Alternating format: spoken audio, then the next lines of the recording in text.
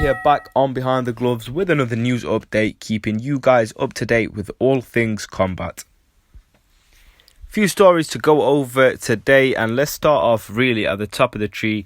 The current heavyweight situation, the fight that was meant to take place, the big unified heavyweight championship fight, June the 1st, Joshua versus Miller. Obviously Miller not being able to participate in that fight, and Joshua still looking for an opponent. However, heavyweight Andy Ruiz Jr. has told Behind the Gloves that he will be in talk with Eddie Hearn tomorrow, negotiating to replace Big Baby Miller on June the 1st to face Anthony Joshua for the heavyweight crown. Let's have a look into Andy Ruiz Jr. for the people that don't know.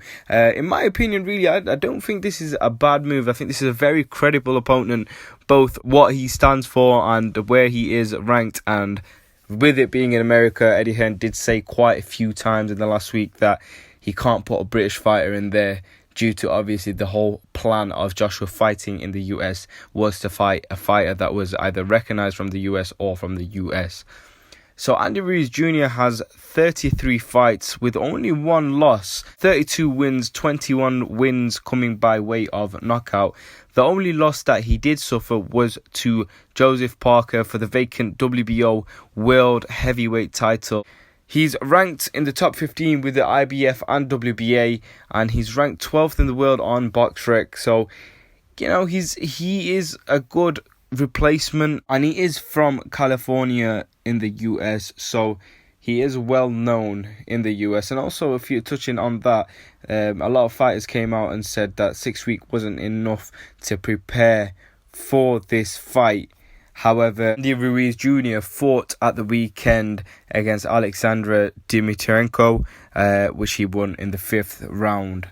So he is ready. You can't really have an excuse there because he's obviously just been in a fight and he's got another extra 6 weeks to prepare for Anthony Joshua. He's probably fit, ready to go.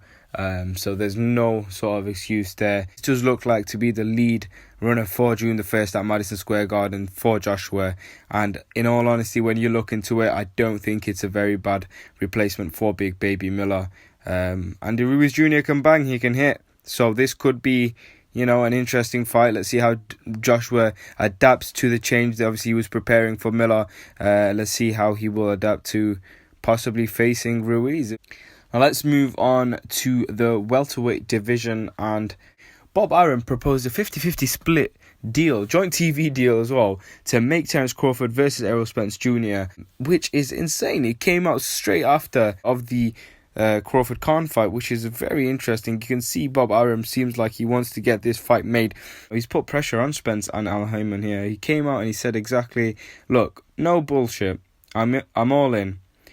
We'll do 50-50 and split the TV with both ESPN and Fox or whoever they want to use. Do it like we did Floyd and Manny. It's easy. We want the fight and Terence wants to fight. We are not standing in the way of this fight and we are doing everything we can to get it done. This was only 12 hours after Terence Crawford beat Amir Khan, so it does look like they're coming forward, which is great for the fight fans, because I can tell you, and I know everyone who's watching this knows, this is one of the fights that we want to see. This is one of the biggest fights in boxing to make. And probably the biggest fight outside the heavyweight division. Two absolute animals, pound for pound kings, fight it out in there and really get the welterweight crown fight to make. Let's hope they can get it done.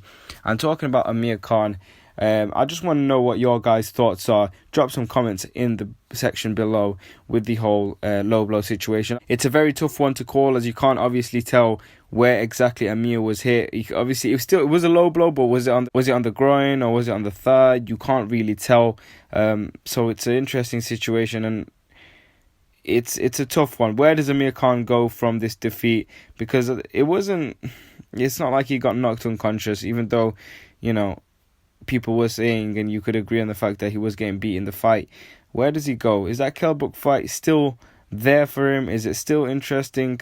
Do you guys want to see it right now after all those years? Let us know. Anyway, make sure to press that subscribe button to keep up to date with all our content so you don't miss a thing.